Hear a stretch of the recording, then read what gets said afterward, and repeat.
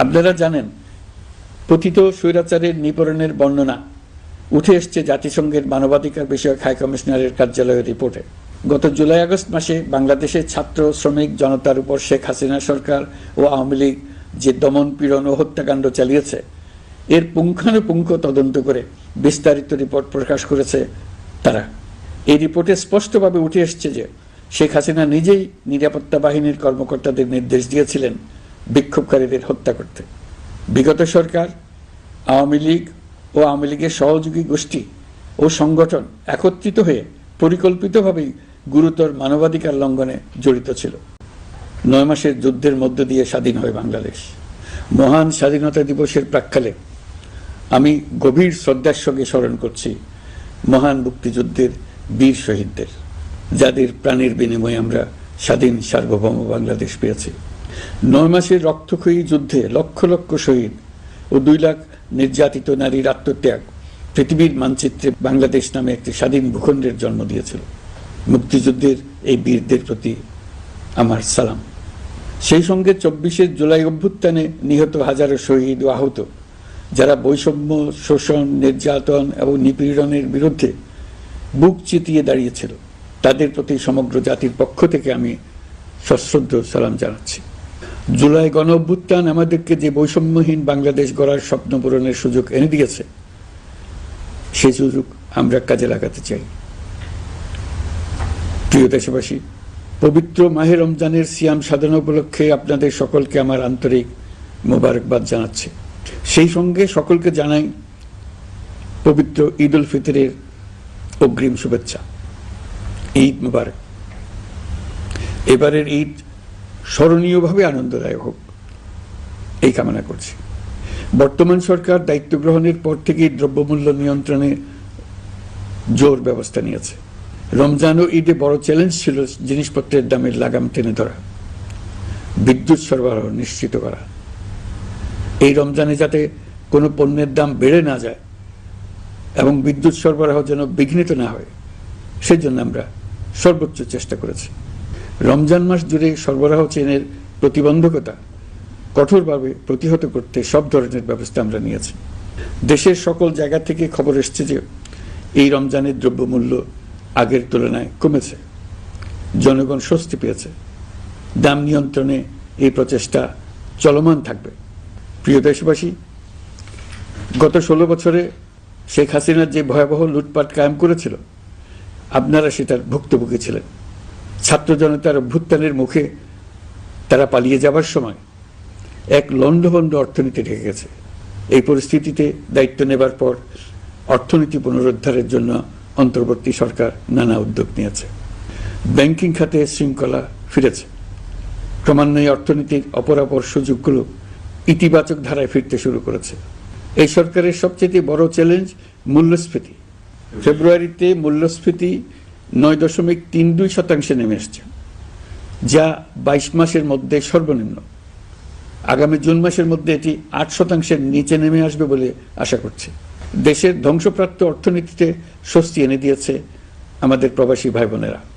অন্তর্বর্তী সরকার দায়িত্ব নেবার পর থেকে রেমিটেন্স ধারাবাহিকভাবে বেড়েছে।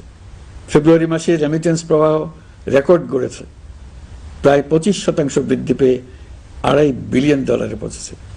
রেমিটেন্স যোদ্ধারা আমাদের দেশের অর্থনীতি গড়ার বীর সৈনিক। তাদের জন্য প্রক্রিয়াগত যেসব বিষয় রয়েছে সেগুলো সহজ করে দেওয়া আমাদের সরকারের লুটপাটের যেন ভোগান্তির শিকার না। গত 15 বছরে $234 বিলিয়ন পাচার হয়েছে, এটা আমরা জানি। কত রকমভাবে পাচার হয়েছে তাও জানার বিষয়। অভিনব এক একটা পদ্ধতি ছিল। পাচারের একটা পদ্ধতি সবাইকে হতভম্ব করে দিয়েছে। এই পাচার হয়েছে বিদেশে অধ্যয়নরত সন্তানের কাছে টাকা পাঠানোর নামে। তিনি সন্তানের লেখাপড়ার জন্য এক সেমিস্টারের অর্থাৎ 3 মাসের খরচ বাবদ অফিসিয়াল ব্যাংকিং চ্যানেলে পাঠিয়েছেন $3.33 লক্ষ, অর্থাৎ প্রায় 400 কোটি টাকা। পাচারের এর চাইতে বেশি তাক লাগানো পন্থা আর কি আছে, তার কোনো সীমা আছে বলে আমার মনে হয় না। আইন, নিয়ম, নীতির জায়গায় যখন হরিলুট প্রতিষ্ঠিত হয়, তখন এমন সবকিছুই সম্ভব। এই অর্থ পাচারকারীদের দ্রুত আইনের আওতায় নিয়ে আসার লক্ষ্যে ইতোমধ্যে আন্তর্জাতিক তৎপরতা জোরদার করা হয়েছে।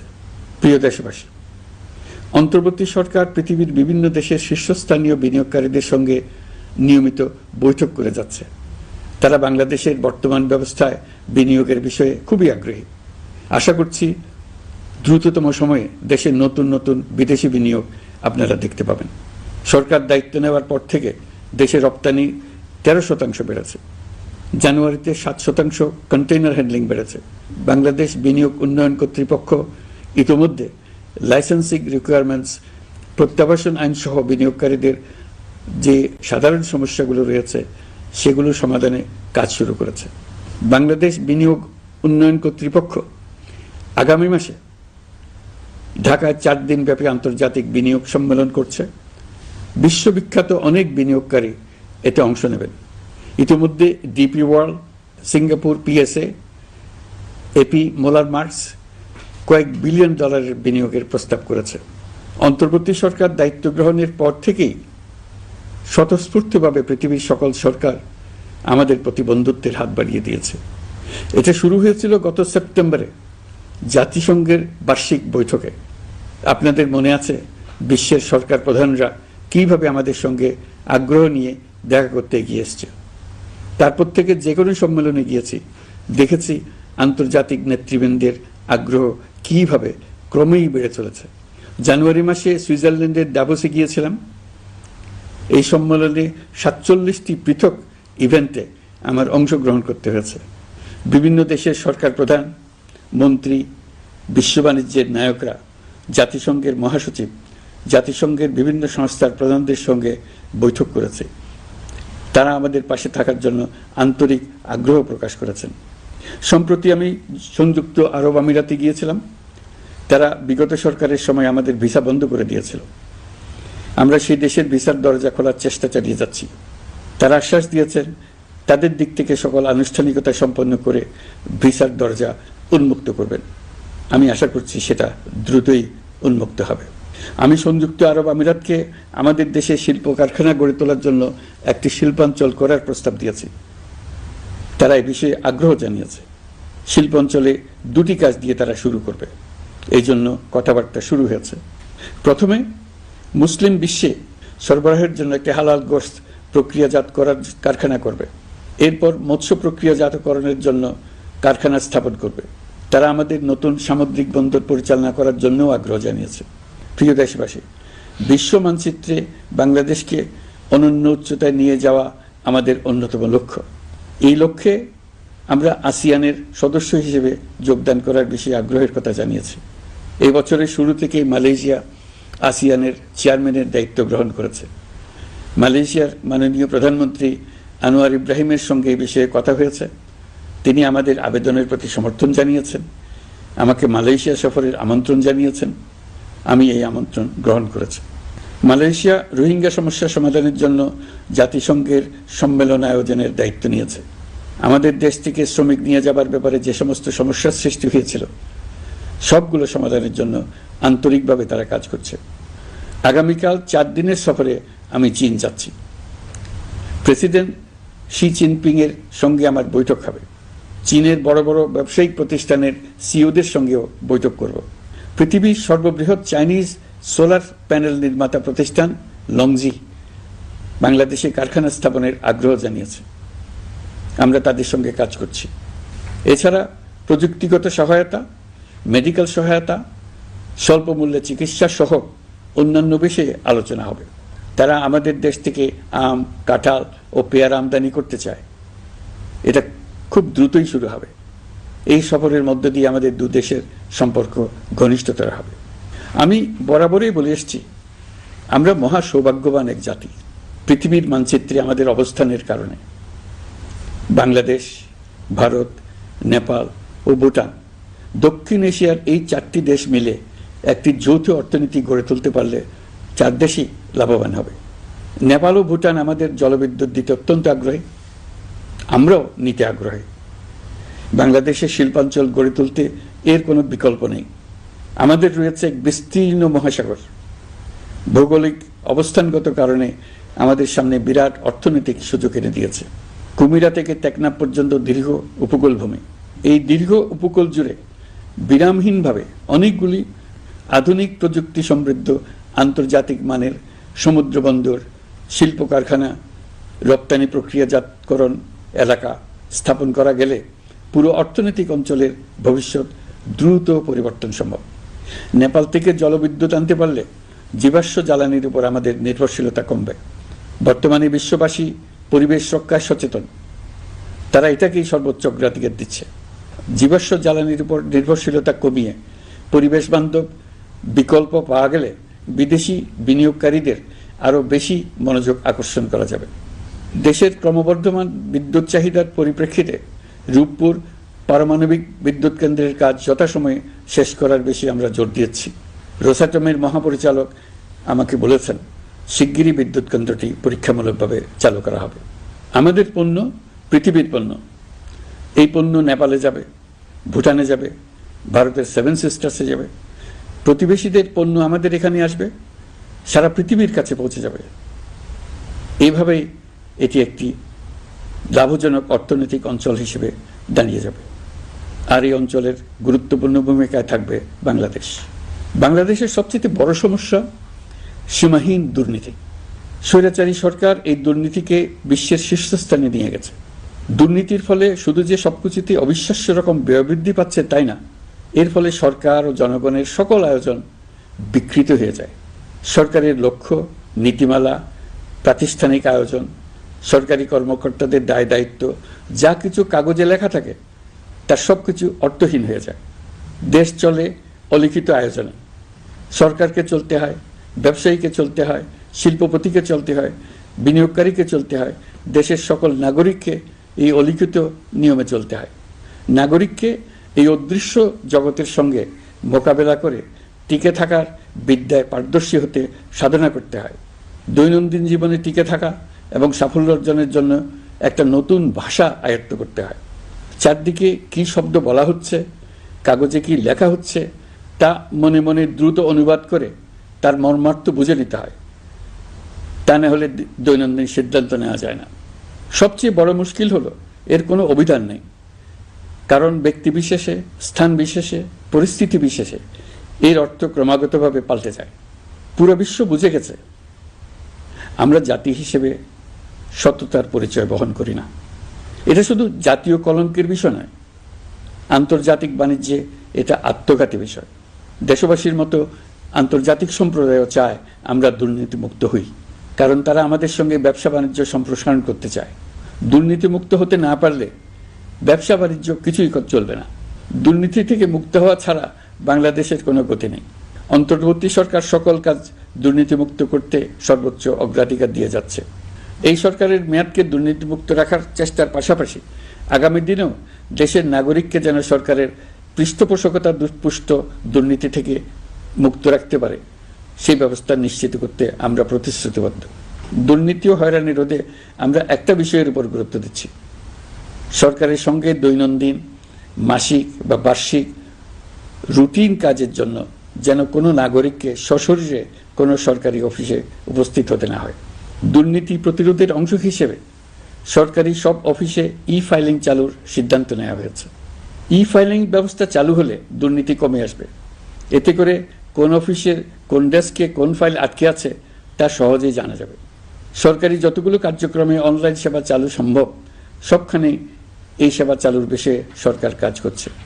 সরকারি বিভিন্ন সেবা পেতে অসহায় নাগরিকের টুটি চেপে ধরে অবিশ্বাস্য পরিমাণ টাকা দিতে বাধ্য করা হয়।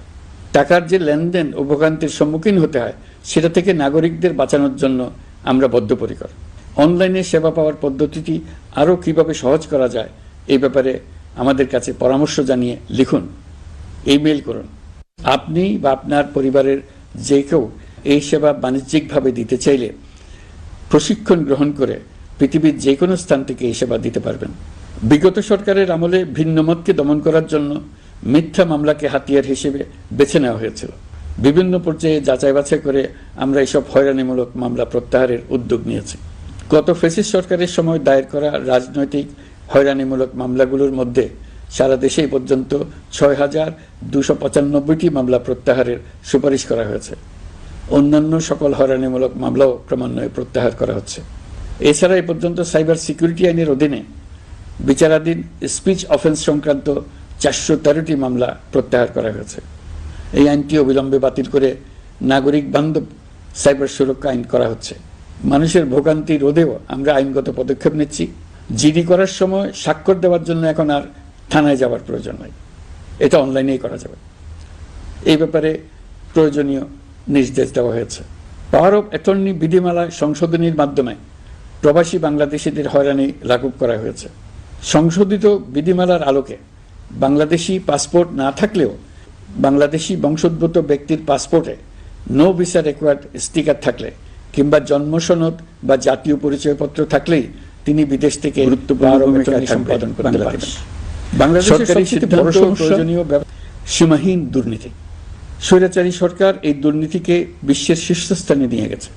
দুর্নীতির ফলে শুধু যে সবকিছুতে অবিশ্বাস্য রকম ব্যয় বৃদ্ধি পাচ্ছে তাই না, এর ফলে সরকার ও জনগণের সকল আয়োজন বিকৃত হয়ে যায়।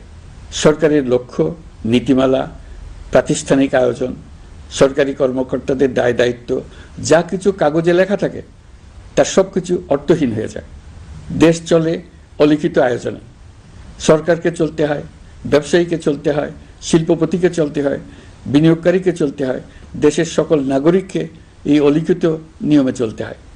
নাগরিককে এই অদৃশ্য জগতের সঙ্গে মোকাবেলা করে টিকে থাকার বিদ্যায় পারদর্শী হতে সাধনা করতে হয়।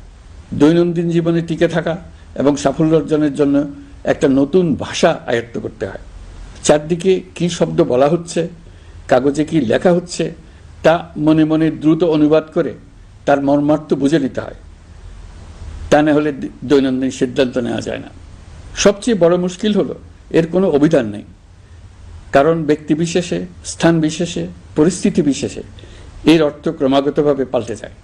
পুরো বিশ্ব বুঝে গেছে আমরা জাতি হিসেবে সততার পরিচয় বহন করি না। এটা শুধু জাতীয় কলঙ্কের বিষয় নয়, আন্তর্জাতিক বাণিজ্যে এটা আত্মঘাতী বিষয়। দেশবাসীর মতো আন্তর্জাতিক সম্প্রদায়ও চায় আমরা দুর্নীতিমুক্ত হই, কারণ তারা আমাদের সঙ্গে ব্যবসা বাণিজ্য সম্প্রসারণ করতে চায়। দুর্নীতিমুক্ত হতে না পারলে ব্যবসা বাণিজ্য কিছুই চলবে না। দুর্নীতি থেকে মুক্ত হওয়া ছাড়া বাংলাদেশের কোনো গতি নেই। অন্তর্বর্তী সরকার সকল কাজ দুর্নীতিমুক্ত করতে সর্বোচ্চ অগ্রাধিকার দিয়ে যাচ্ছে। এই সরকারের মেয়াদকে দুর্নীতিমুক্ত রাখার চেষ্টার পাশাপাশি আগামী দিনেও দেশের নাগরিককে যেন সরকারের পৃষ্ঠপোষকতা দুষ্পুষ্ট দুর্নীতি থেকে মুক্ত রাখতে পারে সেই ব্যবস্থা নিশ্চিত করতে আমরা প্রতিশ্রুতিবদ্ধ। দুর্নীতি ও হয়রানি রোধে আমরা একটা বিষয়ের উপর গুরুত্ব দিচ্ছি। সরকারের সঙ্গে দৈনন্দিন, মাসিক বা বার্ষিক রুটিন কাজের জন্য যেন কোনো নাগরিককে সশরীরে কোনো সরকারি অফিসে উপস্থিত হতে না হয়। দুর্নীতি প্রতিরোধের অংশ হিসেবে সরকারি সব অফিসে ফাইলিং চালুর সিদ্ধান্ত নেওয়া হয়েছে। ফাইলিং ব্যবস্থা চালু হলে দুর্নীতি কমে আসবে। এতে করে কোন অফিসের কোন ডেস্কে কোন ফাইল আটকে আছে তা সহজেই জানা যাবে। সরকারি যতগুলো কার্যক্রমে অনলাইন সেবা চালু সম্ভব সবখানেই এই সেবা চালুর বিষয়ে সরকার কাজ করছে। সরকারি বিভিন্ন সেবা পেতে অসহায় নাগরিকের টুটি চেপে ধরে অবিশ্বাস্য পরিমাণ টাকা দিতে বাধ্য করা হয়। টাকার যে লেনদেন ও ভোগান্তির সম্মুখীন হতে হয় সেটা থেকে নাগরিকদের বাঁচানোর জন্য আমরা বদ্ধপরিকর। অনলাইনে সেবা পাওয়ার পদ্ধতিটি আরও কিভাবে সহজ করা যায় এই ব্যাপারে আমাদের কাছে পরামর্শ জানিয়ে লিখুন, ইমেইল করুন। আপনি বা আপনার পরিবারের যে কেউ এই সেবা বাণিজ্যিকভাবে দিতে চাইলে প্রশিক্ষণ গ্রহণ করে পৃথিবীর যে কোনো স্থান থেকে এই সেবা দিতে পারবেন। বিগত সরকারের আমলে ভিন্ন মতকে দমন করার জন্য মিথ্যা মামলাকে হাতিয়ার হিসেবে বেছে নেওয়া হয়েছিল। বিভিন্ন পর্যায়ে যাচাই বাছাই করে আমরা এইসব হয়রানিমূলক মামলা প্রত্যাহারের উদ্যোগ নিয়েছি। গত ফ্যাসিস্ট সরকারের সময় দায়ের করা রাজনৈতিক হয়রানিমূলক মামলাগুলোর মধ্যে সারা দেশে পর্যন্ত ৬,২৯৫টি মামলা প্রত্যাহারের সুপারিশ করা হয়েছে। অন্যান্য সকল হয়রানিমূলক মামলাও ক্রমান্বয়ে প্রত্যাহার করা হচ্ছে। এছাড়া এ পর্যন্ত সাইবার সিকিউরিটি আইনের অধীনে বিচারাধীন স্পিচ অফেন্স সংক্রান্ত 413টি মামলা প্রত্যাহার করা হয়েছে। এই আইনটি অবিলম্বে বাতিল করে নাগরিক বান্ধব সাইবার সুরক্ষা আইন করা হচ্ছে। মানুষের ভোগান্তি রোধেও আমরা আইনগত পদক্ষেপ নিচ্ছি। জিডি করার সময় স্বাক্ষর দেওয়ার জন্য এখন আর থানায় যাওয়ার প্রয়োজন নাই, এটা অনলাইনেই করা যাবে। এই ব্যাপারে প্রয়োজনীয় নির্দেশ দেওয়া হয়েছে। পাওয়ার অফ অ্যাটর্নি বিধিমালা সংশোধনীর মাধ্যমে প্রবাসী বাংলাদেশিদের হয়রানি লাঘব করা হয়েছে। সংশোধিত বিধিমালার আলোকে বাংলাদেশি পাসপোর্ট না থাকলেও বাংলাদেশি বংশোদ্ভূত ব্যক্তির পাসপোর্টে নো ভিসা রিকোয়ার্ড স্টিকার থাকলে কিংবা জন্ম সনদ বা জাতীয় পরিচয়পত্র থাকলেই তিনি বিদেশ থেকে পাওয়ার অফ অ্যাটর্নি সম্পাদন করতে পারবেন। সরকারি সিদ্ধান্ত ও প্রয়োজনীয় ব্যবস্থা নেওয়ার পর বিমানের টিকিট কেনার পুরো প্রক্রিয়াটি অনলাইনে নিয়ে যাওয়ার ফলে বিমানের টিকিটের দাম শতকরা 50 থেকে 75% কমে গেছে। বিশেষ করে মধ্যপ্রাচ্যের প্রবাসী ভাই বোনেরা এতে করে স্বস্তি পাচ্ছে। অন্যান্য এয়ারলাইনের টিকিটের দামও কমে গেছে। নাগরিকদের হয়রানিমুক্ত ও দুর্নীতিমুক্ত সেবা প্রদানের জন্য সরকার ভূমি সেবা ডিজিটালাইজ করার উদ্যোগ নিয়েছে। এর অংশ হিসেবে ভূমি মন্ত্রণালয় অনলাইনে ঘরে বসেই জমির খাজনা প্রদান, নাম জারি, জমা খারিজ, খতিয়ান বা পর্চা সার্টিফাইড কপি, মৌজা ম্যাপ বা নকশা প্রদানের কার্যক্রম শুরু করেছে। এই পদ্ধতিতে ভোগান্তি, অস্বচ্ছতা ও দুর্নীতির অবসান হবে। বর্তমানে সারা দেশে পরীক্ষামূলকভাবে এই কার্যক্রম চালু হয়েছে। এগুলোকে ক্রমান্বয়ে আরও জনবান্ধব করে স্থায়ী রূপ দেওয়া হবে। এর লক্ষ্য হবে ক্রমাগতভাবে এই সকল দায়িত্ব সরকারের হাত থেকে নিয়ে সেবাদানকারী ব্যক্তি বা প্রতিষ্ঠানের কাছে ছেড়ে দেওয়া। গ্রামের স্কুল কলেজ পাশ করা ছেলেমেয়েরা, গৃহিণীরা ঘরে বসে সারা দেশে এই সেবা দান করবে এবং অনেকে তাদের কৃতিত্বের জন্য প্রসিদ্ধ হয়ে পড়বে। তারা সারা দেশের গ্রাহকদের সেবা নিজের গ্রাম থেকেই প্রদান করবে। রাজস্ব সংস্কার কমিশনের সুপারিশ অনুসারে জাতীয় রাজস্ব বোর্ড বিলুপ্ত করার সিদ্ধান্ত নেওয়া হয়েছে। এর জায়গায় দুটি পৃথক বিভাগ করা হচ্ছে। একটি হলো নীতি প্রণয়ন বিভাগ বা জাতীয় রাজস্ব নীতি বোর্ড, অন্যটি বাস্তবায়ন বিভাগ বা জাতীয় রাজস্ব সংগ্রহ বিভাগ। এর ফলে সরকারের পছন্দের ব্যক্তিরা হাজার হাজার কোটি টাকার রাজস্ব ফাঁকি দেওয়ার আর সুযোগ পাবে না। আমি আশা করি পরবর্তীতে যারা সরকারে আসবেন তারাও এই নীতি বহাল রাখবেন। এখনকার যুগ হলো প্রযুক্তির যুগ, সৃজনশীলতার যুগ। আমাদের দেশে 17 কোটি নারী পুরুষ, তার মধ্যে তরুণরা হলো বিপুলভাবে সংখ্যাগরিষ্ঠ। বাংলাদেশ মানব সম্পদের দিক থেকে 8ম বৃহত্তম দেশ। একযোগে এই তরুণরা সৃজনশীলতা প্রকাশের সুযোগ পেলে বন্যার স্রোতের মতো আমাদের দেশ দ্রুত বেগে পৃথিবীর বাজারের মধ্যস্থানে চলে যাবে।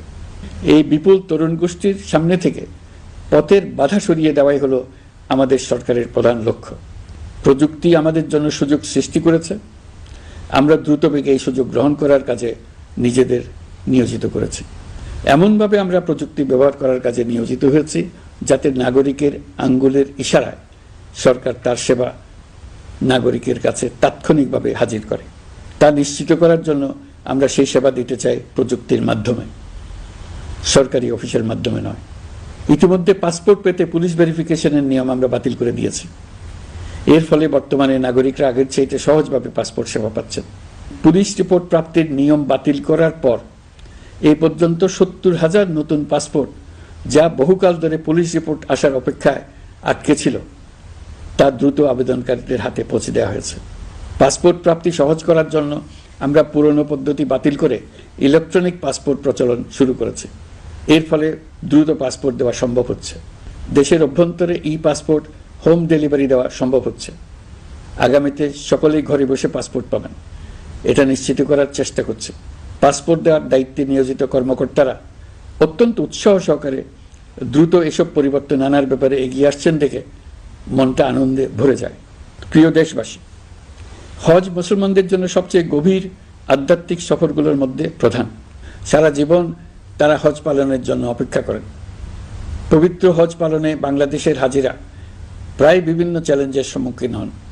ভাষাগত বাধা, স্বাস্থ্য ঝুঁকি, অতিরিক্ত ভিড়, প্রশাসনিক জটিলতা এবং লজিস্টিক সমস্যা সহ নানা অসুবিধা।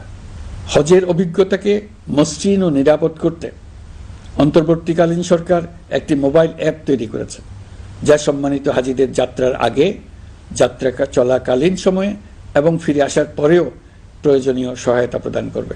এই অ্যাপটি বাংলা ভাষায় রিয়েল টাইম নির্দেশনা ও সহায়তা প্রদান করবে। সরকার সমর্থিত বিশেষ ডেবিট কার্ডের মাধ্যমে বিদেশের স্থানীয় মুদ্রায় আর্থিক লেনদেন নিশ্চিত করবে। লাগেজ যাতে হারিয়ে না যায় তার জন্য লাগেজ ট্র্যাকিংয়ের ব্যবস্থা থাকবে। মোবাইল ফোনের মাধ্যমে হজযাত্রীরা প্রত্যেক দিন ওই দিনের করণীয় ও যাতায়াতের বিস্তারিত বিবরণ জানতে পারবেন। যেদিন যে দোয়া পড়তে হবে সেটা স্মরণ করিয়ে দেবে। যেসব পবিত্র স্থানে যাবেন সেসবের ছবি সহ ইতিহাস বর্ণনা করবে। হাজিদের মনে কোনো প্রশ্ন জাগলে কল সেন্টারে ফোন করে সেই প্রশ্নের উত্তর পাবেন। শরীর খারাপ লাগলে ডাক্তারের সঙ্গে যোগাযোগ করিয়ে দেবে। সম্মানিত হাজিদের কোনো পরামর্শ থাকলে সেটা পরামর্শ পৃষ্ঠায় লিখে দিতে পারবেন। ভ্রমণের দৈনন্দিন ঝামেলার জন্য হজের মূল লক্ষ্যকে পরাজিত করতে না পারে তার জন্য সকল ব্যবস্থা এতে রাখা থাকবে। প্রিয় দেশবাসী, আপনারা শুনেছেন আমি স্টারলিংকের প্রতিষ্ঠাতা এবং বিশ্বের শীর্ষ ধনকুবের স্পেস এক্স ও টেসলার মালিক এলন মাস্কের সঙ্গে ফোনে আলাপ করে বাংলাদেশে স্টারলিংকের কার্যক্রম শুরু করার আহ্বান জানিয়েছি। সে অনুসারে কোম্পানির প্রতিনিধিরা এখন বাংলাদেশে তাদের কার্যক্রম শুরুর আয়োজন করছে। তাদের সঙ্গে 3 মাসের মধ্যেই বাণিজ্যিক চুক্তি চূড়ান্ত করার কাজ চলছে। স্টারলিংকের মাধ্যমে স্বল্প মূল্যে উচ্চগতির ইন্টারনেট বাংলাদেশের ডিজিটাল জগতে একটা বিপ্লব আনবে। স্টারলিংক সেবা চালু হলে দেশের প্রতিটি গ্রাম, দ্বীপাঞ্চল, দুর্গম পাহাড়ি অঞ্চল অতি উচ্চগতির ইন্টারনেট সেবার আওতায় চলে আসবে। স্টারলিংক চালু হলে ভবিষ্যতে কোনো সরকার ইন্টারনেট সেবা বন্ধ করে মানুষকে আর তথ্যবন্দী করার কোনো সুযোগ পাবে না। বাংলাদেশের প্রতিটি অঞ্চলে বিশ্বমানের শিক্ষা, স্বাস্থ্যসেবা, অর্থনৈতিক ক্ষেত্রে সকল নাগরিকের অংশগ্রহণ নিশ্চিত করা যাবে। আমাদের নতুন প্রজন্ম দেশের যে কোনো প্রত্যন্ত অঞ্চলেই থাকুক না কেন তারা বিশ্ব নাগরিক হয়ে গড়ে ওঠার সুযোগ পাবে। সরকার যুব উদ্যোক্তা নীতি 2025 প্রণয়ন করেছে। এর লক্ষ্য হবে সামাজিক, অর্থনৈতিক ও পরিবেশগত অগ্রগতির মূল চালক হিসেবে তরুণ তরুণীদের ক্ষমতায়ন করা। এই নীতি টেকসই উন্নয়ন লক্ষ্যমাত্রা অর্জনের উপায় হিসেবে সফল উদ্যোক্তা তৈরিতে সহায়ক হবে। সামাজিক ও অর্থনৈতিক ক্ষেত্রে তরুণ উদ্যোক্তাদের অবদানকে স্বীকৃতি দেওয়া হবে। প্রিয় দেশবাসী, জাতিসংঘের মহাসচিব আন্তোনিও গুতেরেস কয়েকদিন আগে বাংলাদেশ সফর করেছেন। তাকে সঙ্গে নিয়ে আমি কক্সবাজারে রোহিঙ্গা ক্যাম্পগুলোতে গিয়েছি। ক্যাম্পে অবস্থানরত 1 লাখ রোহিঙ্গা শিশু, কিশোর, নারী, পুরুষ সবার সঙ্গে একসঙ্গে ইফতার করেছে। আমাদের প্রস্তাবে সম্মতি জানিয়ে আগামী সেপ্টেম্বর মাসে জাতিসংঘের সাধারণ অধিবেশনে রোহিঙ্গা সংকট নিয়ে একটি পৃথক অধিবেশন আয়োজন করার প্রস্তুতি নিচ্ছে।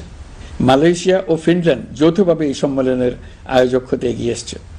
এর পাশাপাশি অস্ট্রেলিয়ার সাবেক ভারপ্রাপ্ত প্রধানমন্ত্রী জুলি বিশপকে আমি এই গুরুত্বপূর্ণ সভায় মুখ্য ভূমিকা পালনের জন্য আহ্বান জানিয়েছি। তিনি আমার প্রস্তাব গ্রহণ করেছেন।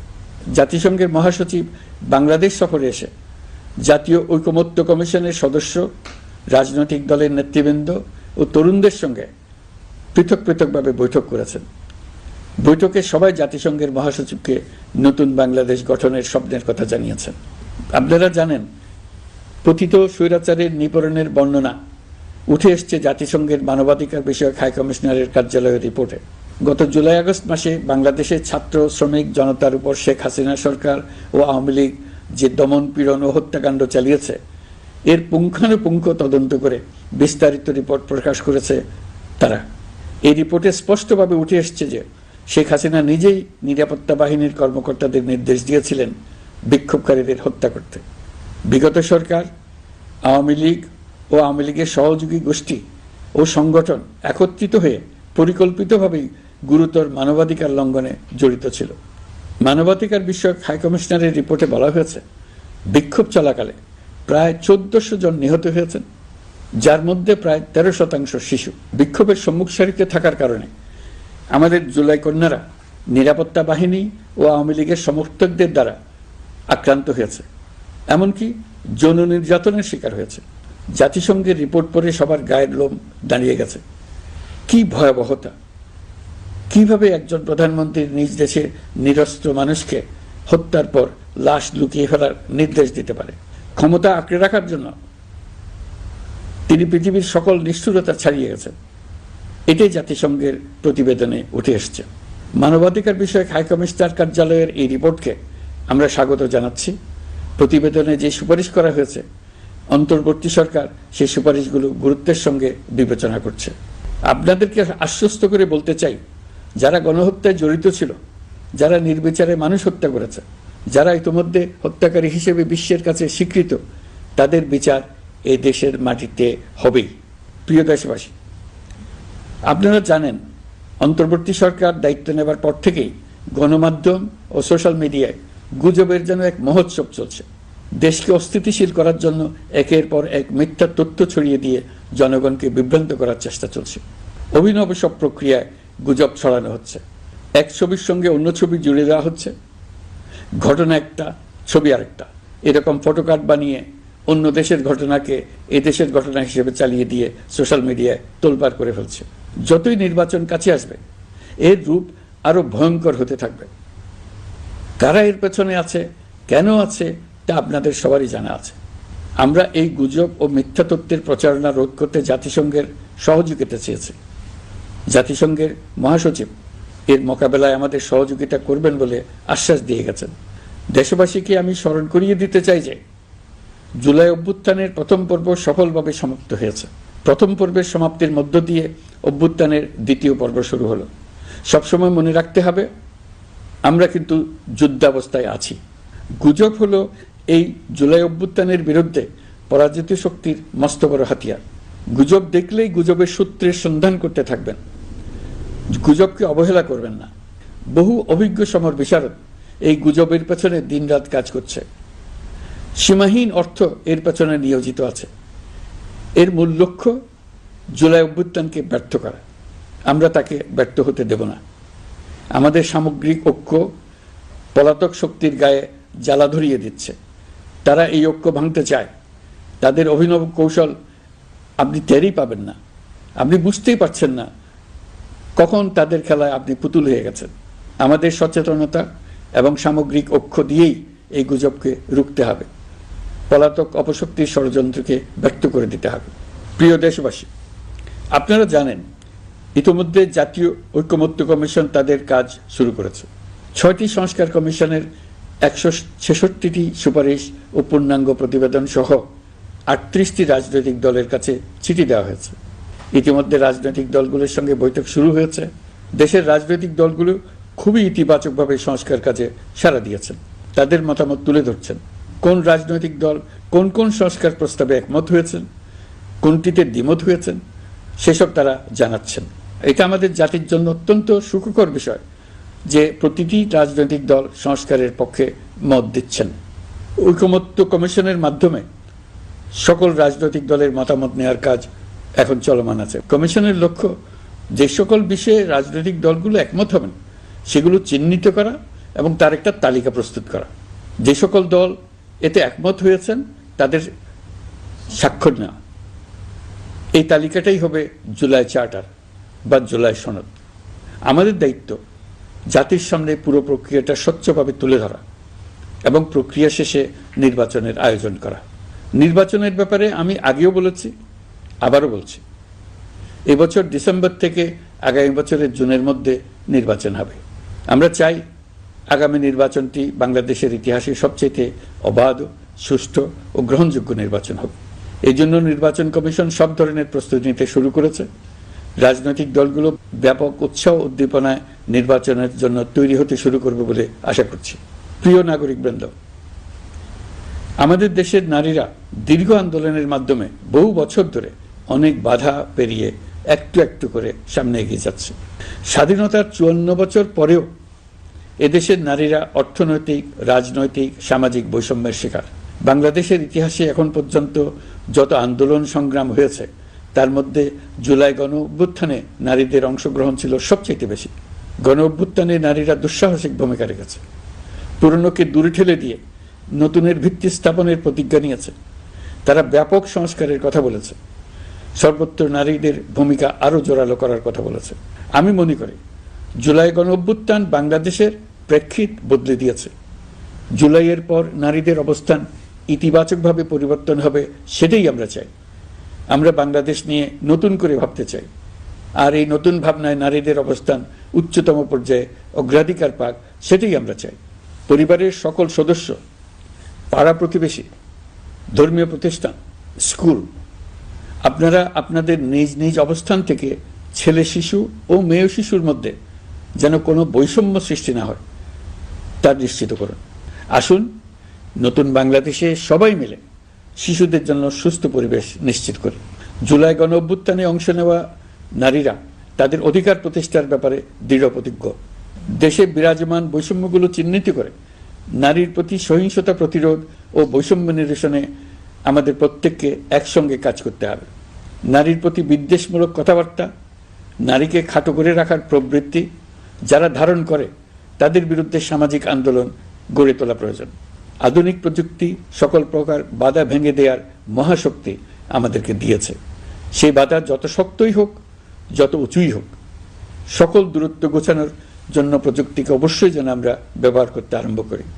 নারীদের সুরক্ষায় পুলিশ হটলাইন নম্বর চালু করেছে, সরকারের পক্ষ থেকে শর্ট কোড চালু করা হচ্ছে, কল টেকার হিসেবে শতভাগ নারী কর্মীদের নিয়োগ দেওয়া হচ্ছে যেন নির্দ্বিধায় কথা বলা যায়। নারী ও শিশু নির্যাতন দমন আইন সংশোধন হয়েছে, এসব মামলার তদন্ত ও বিচারের সময় কমিয়ে আনা হয়েছে, বিচার বিলম্বে বাধা দূর করা হচ্ছে।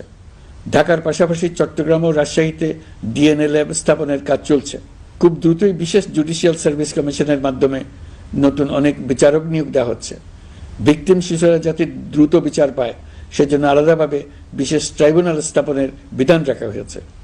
দেশের সবার মতো আমি অত্যন্ত আনন্দিত যে এবার নারী ফুটবল টিম দক্ষিণ এশিয়া চ্যাম্পিয়ন হয়েছে। দেশ জুড়ে আয়োজিত তারুণ্যের উৎসব 2025-এ বিভিন্ন অঞ্চল থেকে 27,40,000 মেয়েরা প্রায় 3,000 খেলা ও সাংস্কৃতিক কর্মকাণ্ডে অংশগ্রহণ করেছে। উৎসবে দেশের সুবিধাবঞ্চিত ও সুবিধাপ্রাপ্ত অঞ্চল, প্রান্তিক জনগোষ্ঠী এবং 21টি নৃগোষ্ঠীর তরুণ তরুণী সহ সকলের সার্বজনীন অংশগ্রহণ ছিল। এই উৎসবের অন্যতম লক্ষ্য ছিল তরুণদের মধ্যে ঐক্য গড়ে তোলা, সহযোগিতার নীতি প্রচার এবং তাদেরকে উদ্যোক্তা হিসেবে গড়ে তোলা যাতে করে তারা আত্মনির্ভর হতে পারে, দেশের সম্পদ হিসেবে গড়ে উঠতে পারে। আমরা তারুণ্যের এই উৎসব সারা বছর জুড়ে উদযাপন করার ঘোষণা দিয়েছি। এই উৎসবে আমরা গ্রাম, উপজেলা, শহর, বন্দর সকল এলাকা, আবাল বৃদ্ধ বনিতাকে এবং স্কুল, কলেজ, মাদ্রাসার সরকারি বেসরকারি সকল প্রতিষ্ঠানের সবাইকে নানা প্রকারের সৃজনশীল কর্মসূচি নিয়ে এগিয়ে আসার জন্য আমি অনুরোধ জানাচ্ছি। প্রতিটি এলাকায় এই উৎসবে যোগদান করতে মেয়েদের যেন বিশেষভাবে উৎসাহিত করা যায় সেজন্য সকলকে আহ্বান জানাচ্ছি। কোথায় এটা কিভাবে উদযাপিত হচ্ছে সেই ব্যাপারে জানার জন্য আমি আগ্রহ নিয়ে অপেক্ষা করলাম। বিভিন্ন পর্যায়ে দেশের সেরা গ্রাম, সেরা উপজেলা, সেরা শহর, সেরা প্রতিষ্ঠান, সেরা ব্যক্তিকে পুরস্কার দেওয়ার জন্য আমরা প্রস্তুত থাকব।